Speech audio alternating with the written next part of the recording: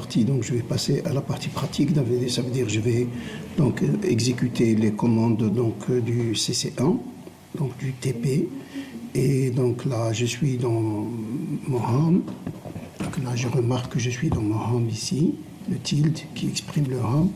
Et on me demande de créer deux répertoires, CC1 et CC2 dans votre répertoire personnel. Donc la commande, ça sera mkdir.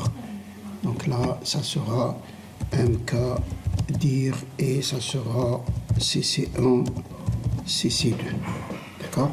Si j'envoie la commande, donc je vais automatiquement créer les deux répertoires CC1, CC2. On me demande de créer deux répertoires TP1, TP2 dans le répertoire CC1. Donc je lance cette commande, ça sera mkdir et ça sera donc CC1 slash TP1 et CC1 slash TP2.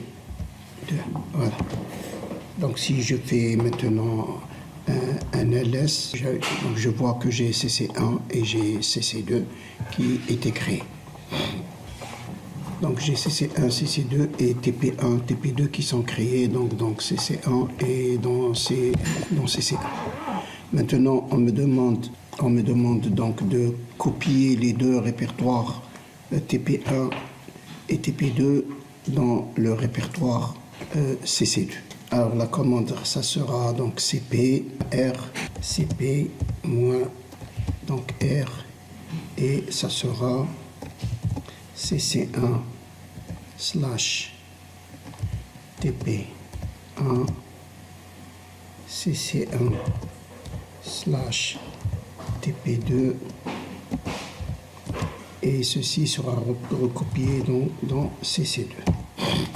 Voilà, donc là j'ai TP1, TP2 dans CC1, si je reprends pour CC2, et donc j'ai TP1, TP2 dans CC2. Maintenant la question suivante donc, serait créer deux répertoires, note 1 et note 2, dans le répertoire TP1 de CC. Alors là ça sera donc mkdir, répertoire TP1 de CC1. Alors ça sera comme tout à l'heure, là je vais avoir donc le mkdir, voilà, mkdir, CC1, TP1, slash, donc les répertoires, le nom c'est note 1 et note 2. Alors créer deux répertoires, note 1 et note 2, dans le répertoire TP1 de CC1. Alors TP1, CC1, voilà, et donc je vais avoir note 1 ici, note 1, et là ça sera toujours TP1. Alors maintenant on me demande de créer deux fichiers, exo1 et exo2 dans le répertoire note 1. Alors donc on va utiliser touch. Donc de ce côté-là, je vais mettre donc la première commande. Et là, je vais mettre, à la place de ça, je vais mettre touch. Et là, donc, je vais mettre CC1. Alors, note 1 slash exo1. Et là, ça sera note 1 slash exo2. Voilà. Et voilà. Si maintenant je vais mettre le ls de note 1, ls au lieu de mettre cc2 cette fois-ci, je vais mettre cc1 slash tp1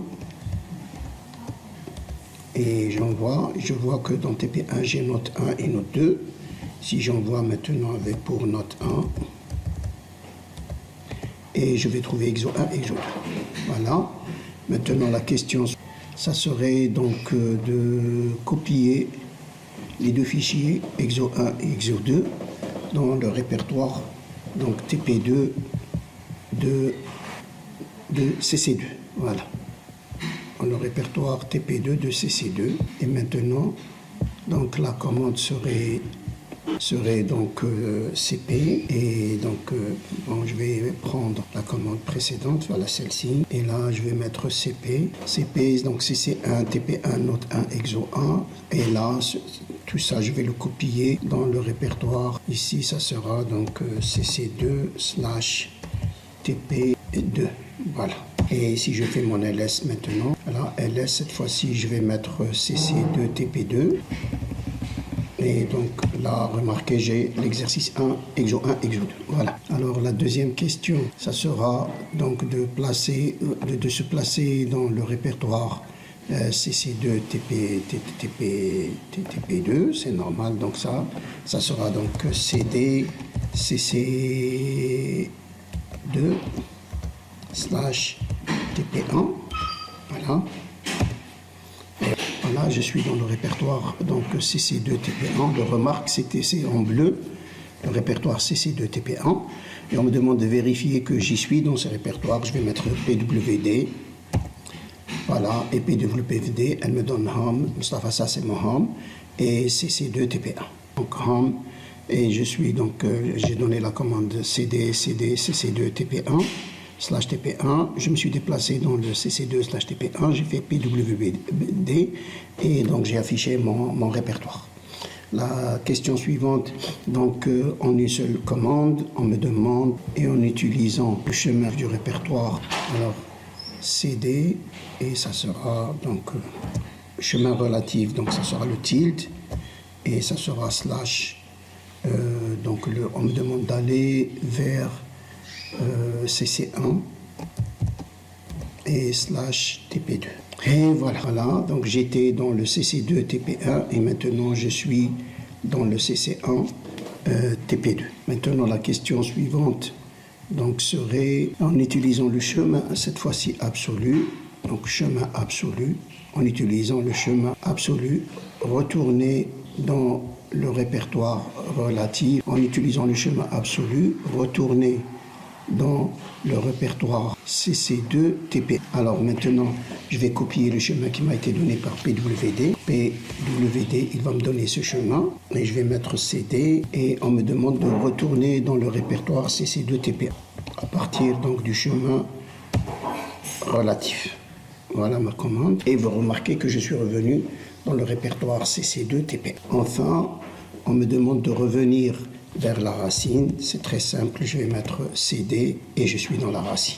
Voilà, donc j'ai terminé avec la deuxième question, il reste la troisième question. La troisième question, donc, c'est de supprimer le répertoire TP1 de CC2 et avec la commande mkdir. Alors là, je vais mettre mkdir et je vais supprimer la commande mkdir.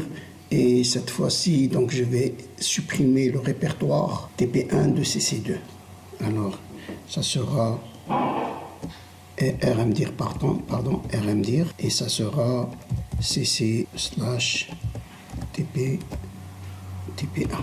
Maintenant, si je me déplace vers le répertoire par la commande ls, je vais trouver qu'il n'y a que le TP2. Si on me demande maintenant de faire la même chose pour le TP2, alors je vais supprimer le répertoire TP2 avec la même commande ici. Et ça sera donc TP2. Et là, on me dit que c'est pas possible parce que le répertoire donc n'est pas vide. Parce que le répertoire TP1 TP2 contient donc les fichiers exo1 et exo2 qui ont été donc copiés auparavant. Alors maintenant, la commande échoue, c'est clair, c'est passé.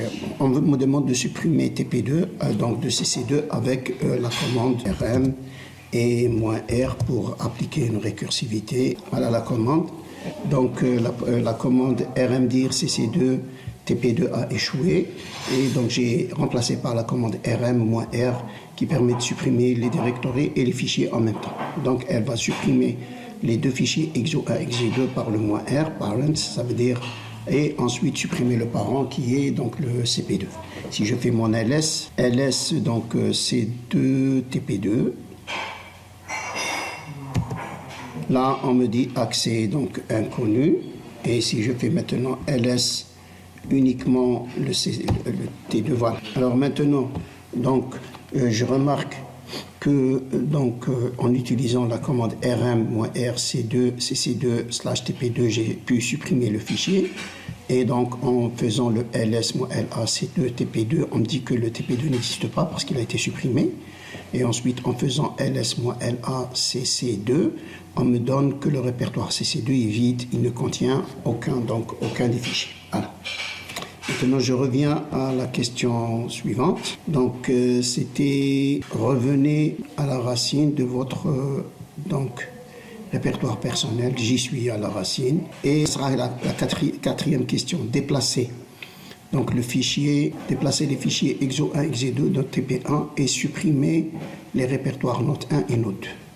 Alors maintenant, donc, je vais déplacer les fichiers, c'est très simple. Donc je vais mettre un MV. Alors pour le premier, je vais mettre donc MV, cc1 / tp1 et note 1 parce que le fichier se trouve dans note 1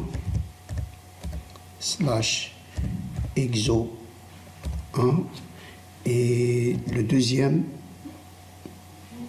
là, donc celui-là, je vais le déplacer vers cc1 / tp1 / exo 1.